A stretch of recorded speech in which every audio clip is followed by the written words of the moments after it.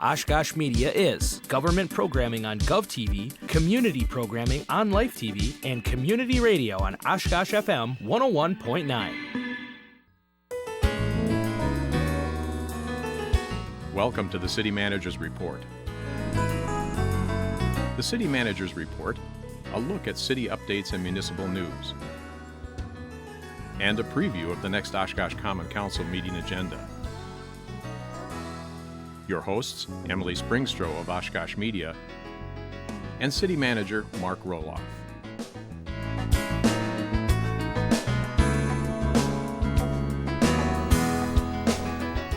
Hello everyone, and thank you for joining us on GovTV for your City Manager's Report, your source for all of the most local, latest and greatest things that are happening right here in Oshkosh, as well as a preview of some of the highlights that will be discussed at the upcoming Common Council meeting agenda.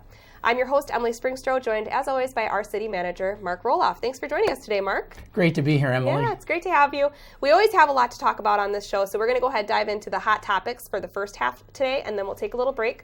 We'll return, and we will go over some of the big items that will be discussed on the upcoming Common Council meeting agenda for June 11th, 2019.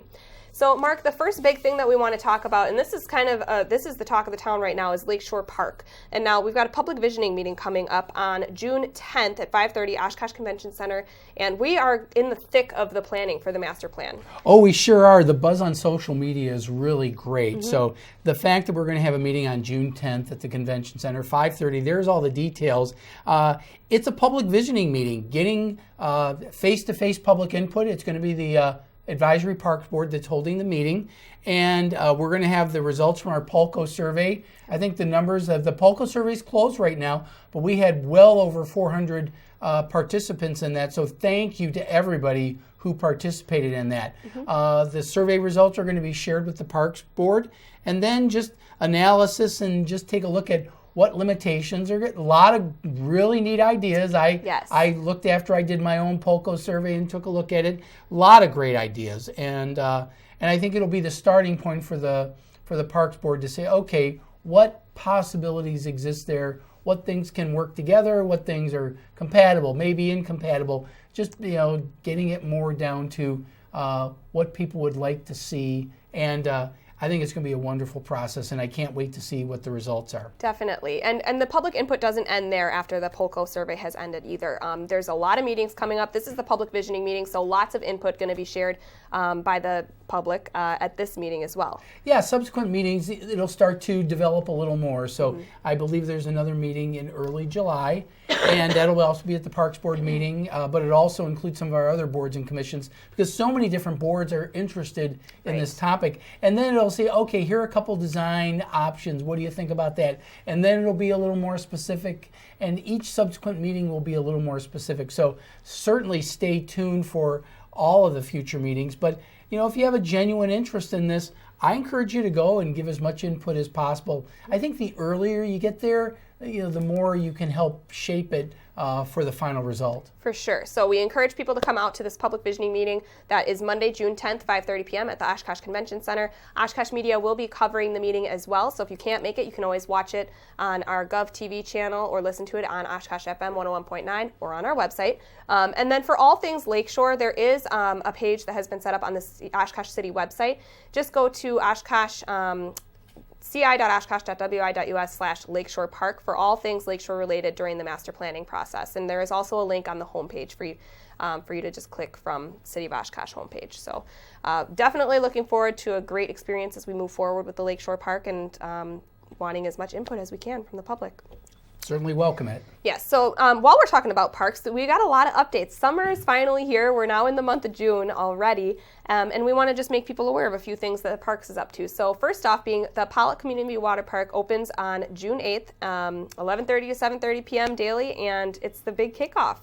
It is. It's a little later than in some recent years, and that's primarily because getting help, getting the high school kids out of school so they can start helping us. But Pollock's going to be open, and we're looking forward to it. it's still a great location for families, and certainly warmer weather helps, and we're all hoping and praying for that to happen. Yes, lots of fun events planned there over the summer as well, so just follow them on Facebook for updates on all of that.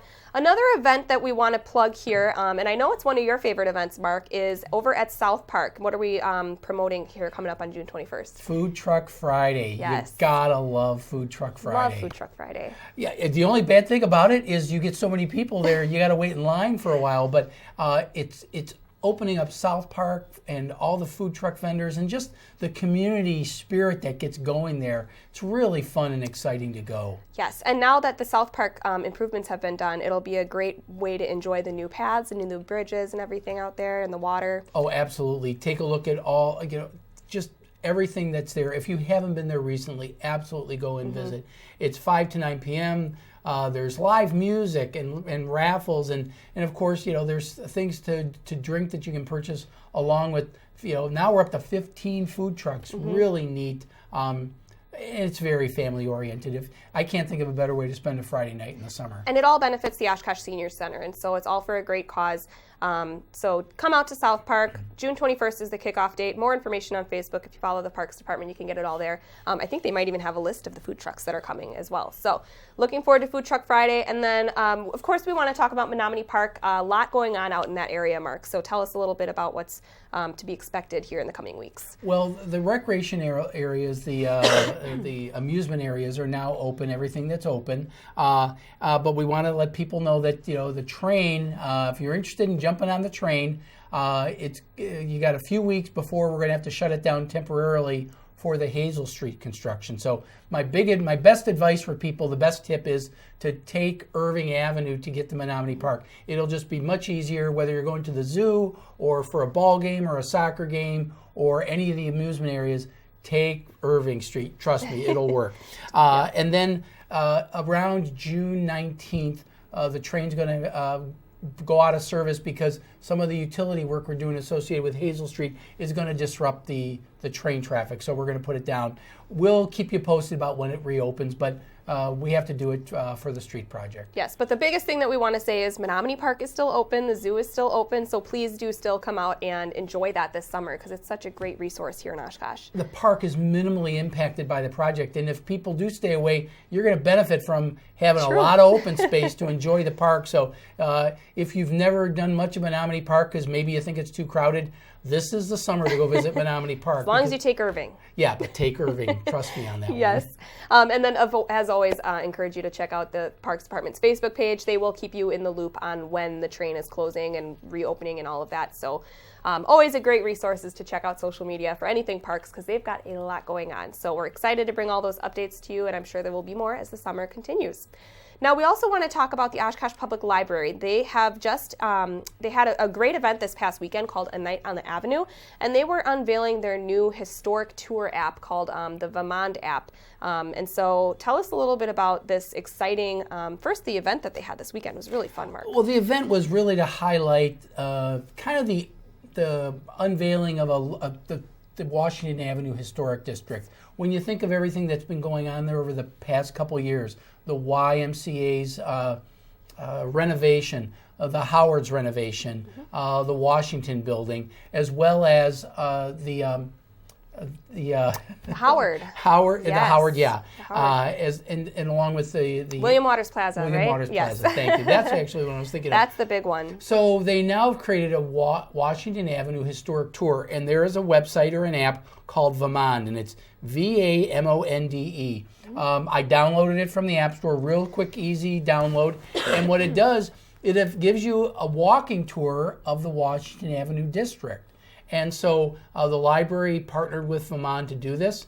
And whether you're a visitor or maybe you're new to Oshkosh or maybe you don't know much about Oshkosh history, you can use this app and learn a little bit about our community by checking it out. I think the website or the app site says, live like a local. So really learning more about some of our city history and whether it's about William Waters and the architecture there or just the history of the area. But a lot of great buildings that are now open for public viewing and for people to enjoy the architecture coming back to life, and it's really exciting. And encourage people to check it out and see for themselves. But the library, to kick it off, had this great interactive evening. Food, music, characters. There are some fun newsy style newspaper hawkers, and then guided and self-guided tours were there that evening. But in all these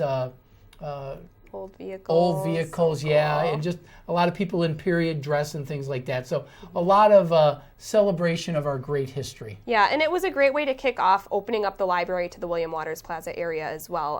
All the landscaping has been done out there, and it has just been a huge project over the last year and a half or so that they've been revamping that whole spot. So really fun. Got to thank the Near East Neighborhood Association for all the work that they did, their partnership with the library, and just their advocacy for getting William Waters Plaza done, using some of the neighborhood improvement money that their neighborhood said, we need to put a little bit of that in William Waters Plaza so we can have some neat things. And the compliments that I've heard from people that say, oh my gosh, that's beautiful over there. If you haven't checked out Washington Street since it was under construction last year, check it out. Get out there, yeah. It is absolutely gorgeous. Wonderful. Well, we're very excited. Congratulations to the library on joining Vermont with their historic tour app. And then for more information, check out the website, their Facebook page. They've got links all over the place for that if you'd like to download it.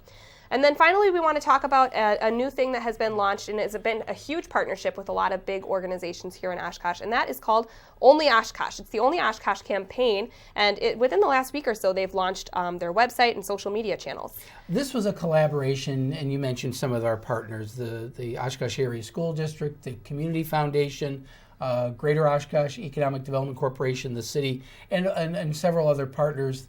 It started out, it was called the Oshkosh Image Campaign, and the Only Oshkosh campaign came as a result of that. A local firm, Candeo Creative, was involved in putting together this site, and for people to learn more about Oshkosh and attract people, with us trying to attract a greater workforce, attract people to Oshkosh and see why we are a community of choice. It's really a resource for people who are looking to come, and they're considering Oshkosh as a potential place to live, a potential place to go to school, or even work. And then also even for current residents, it's a great resource to see some of the quality of life opportunities here. So it's really it's a great website. They're on social media on Facebook and Instagram as well. And they're really excited to just promote Oshkosh and all it has to offer.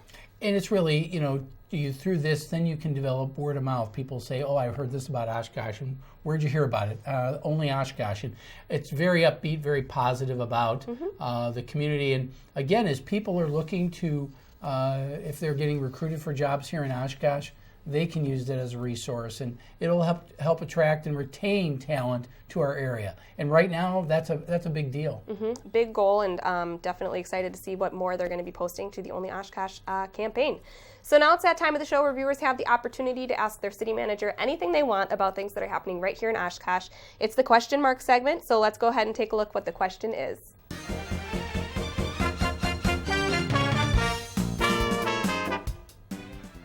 All right, Mark, question is it illegal to blow grass clippings into the street? Short answer, yes. But a lot of times people say, oh, the city has rules.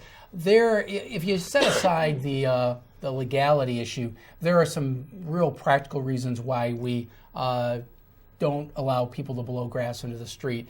And there's two reasons primarily. One is environmental, and the other one's safety. And you'll see this was a demonstration. No storm sewer was damaged during Demonstration purposes only. It was promptly swept up afterwards. Yes. But just to show you an example of what it looks like, and the idea behind it is the grass clippings contain a high amount of nitrogen.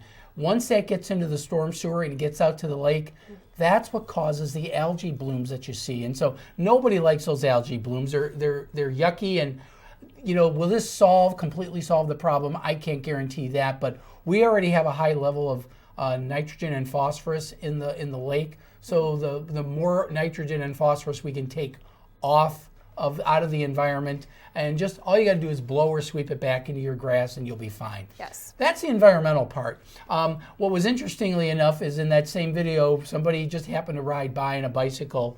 And we've seen this on social media from a lot of bicyclists and motorcyclists. that grass, when it gets wet, it's like an oil slick, and that can really cause a dangerous situation. So a lot of people may not think about it, but if you're out there and you see that, you're really creating a hazardous situation. So it's really about the safety and the environmental stuff. A couple blades of grass blow out on the street, that's one thing, but if you can just take a little time to sweep it up, this is what happens to it. It ends up in the storm drain, and it gunks up, it clogs the drains, number one, and then number two, all the nitrogen and phosphorus that gets released into the water, and that's what causes all the yucky algae bloom. So yeah. Overall, please don't do it. Yeah, please don't do it.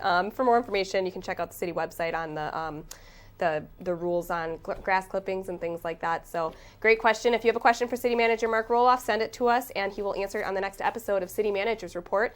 We're going to take a quick break here. When we come back, we'll dive into the Common Council meeting agenda for this Tuesday, June 11th. We'll be right back.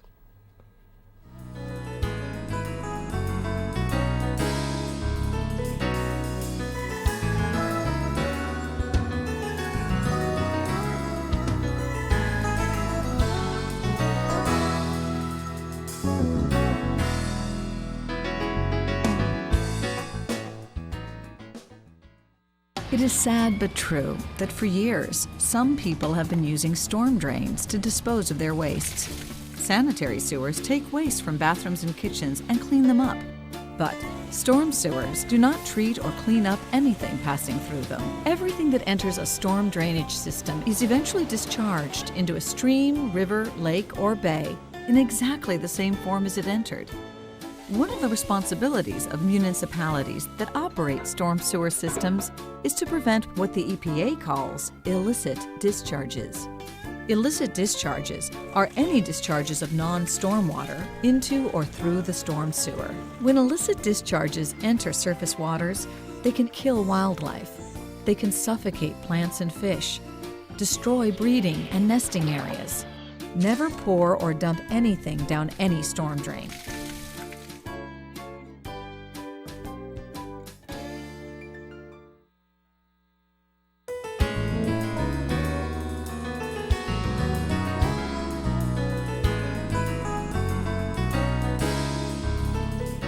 Welcome back to City Manager's Report. Thanks again for joining us. We're going to go ahead and dive into the Common Council meeting agenda for June 11th, 2019. So Mark, first thing that we want to discuss here is a presentation coming up by the staff, and that's on the proposed transportation fee. So tell us a little bit about what we're looking at with this fee. This is a project that's been in the work for a number of months, and really the issue that we're talking about here is, do we do away with special assessments for street improvement projects? And we took a look around, and a lot of communities have been looking at a vehicle registration fee or wheel tax.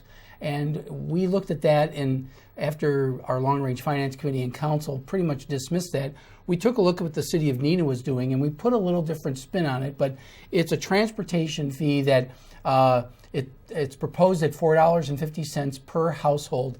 And you see from this graphic where that $4.50 will go to, or at least this is how we came up with the number. This will generate about $3.25 million annually, but over half of it's for concrete paving, but also asphalt paving, some of the big, large patching projects. Driveway aprons, new sidewalk rehabilitation.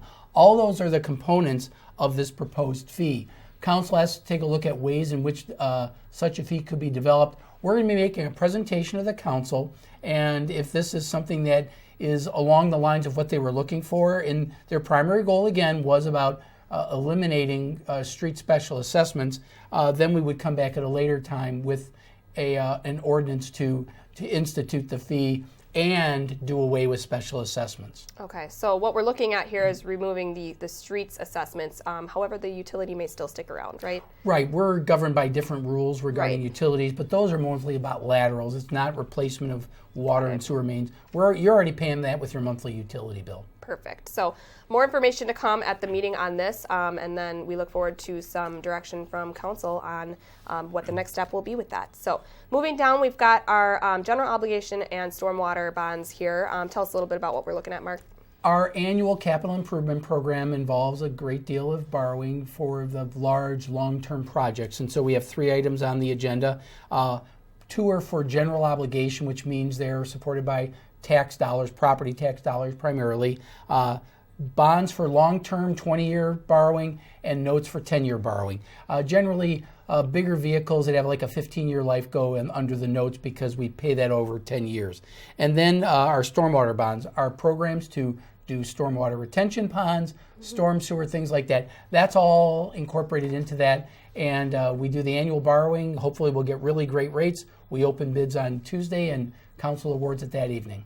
Excellent. So all looking good in that aspect at the council meeting for those 3 items. Right after that, we've got the West Haven Circle restroom renovation for the Parks Department.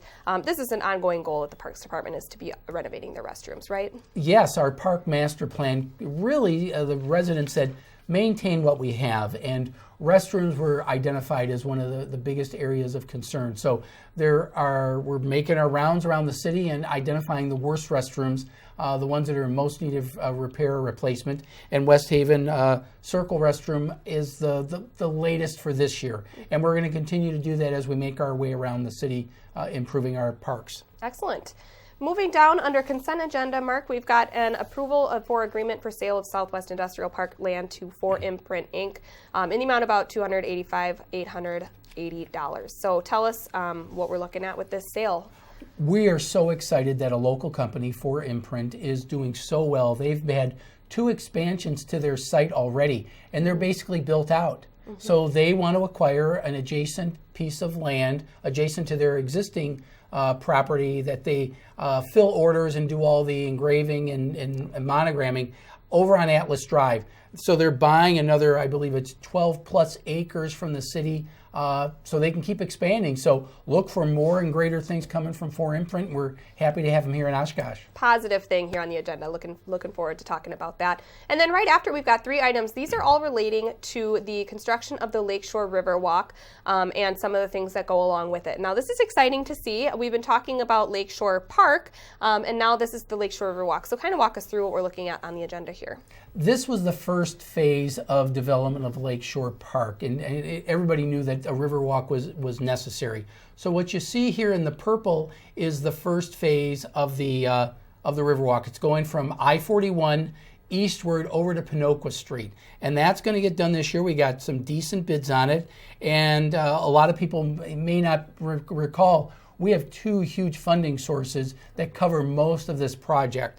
We have a $600,000 grant or a donation from Oshkosh Corporation and $793,000 from a state DNR grant. So we're excited that we're able to cover most of the cost of this Riverwalk through those 2 funding sources. So about $1.2 million for construction. We've got about another $100,000 in equipment that we're purchasing. And then there's also design and things like that. But we're very pleased that this project is going to become a reality. And so you're going to see this Riverwalk get built over the course of the summer, and by fall, you'll see it there. And what's so exciting is you can see the proposed section as well, but this is going to really officially connect everything, really, and that is so exciting. Absolutely. And so what we showed here is Rainbow Memorial Park, the extension, that'll be done in the next 1 or 2 years. That depends on phasing and things like that. But you can see that eventually, once it connects to Rainbow Park, it'll go down to Oshkosh Avenue and cross the Congress Avenue Bridge, and it'll connect back with the Wyowash Trail. So we're excited to have another element of our trail system get complete. Very exciting, and we're very happy to see that on the agenda this coming week here. Moving down along here, the next highlight that we want to take a look at is under new ordinances. This is the option to permit limited alcohol consumption on city streets at certain events. And now we're looking directly at, 4th of July fireworks that are happening here. We had a discussion at the last council meeting about the possibility of maybe relaxing some rules, and this is a first step in the process. So an ordinance is on the agenda that will permit alcohol consumption on that portion of Pioneer Drive just east of South Main Street for the July 4th fireworks show. Basically, we're treating it like a park, and you're allowed to consume alcohol on there. And that street will be closed. Completely closed. It's going to basically become a park for one night. So, and eventually it will be a park anyway, and that's why I think council is leaning towards permitting this. So stay tuned for more details on that. Yes, and more details on the fireworks as well. So be aware of our Facebook pages and our city website, and we'll be putting out more information on what that's all going to look like as well. Under new resolutions, we've got the approval for tax increment district number 36 project plan, boundaries, and merge redevelopment. And then there's an item out after that relating to TIF 36 as well. This is the Marion Road TID district. This is the cornerstone of that entire development. It's right at Jackson Street at the Fox River in Marion.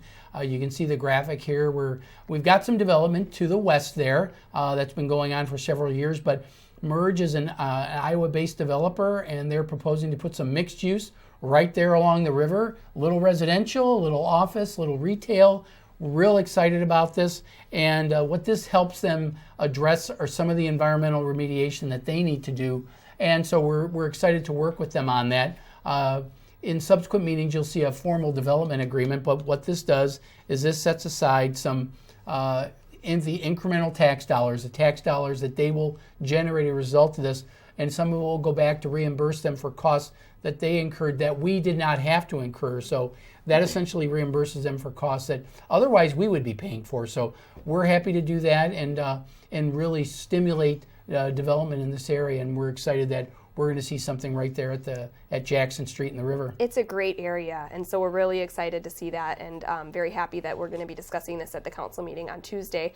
And then moving down, we've got one more item that we wanted to discuss, Mark, and that is the city being awarded a $300,000 community-wide assessment grant from the U.S. EPA to be used for investigating the extent of environmental contamination on properties throughout the Sawdust District. It's been an ongoing conversation about the contamination stuff going on in Oshkosh, and this is a big development. It is, and there's a lot of uncertainty with environmental issues with any site in an old industrial area.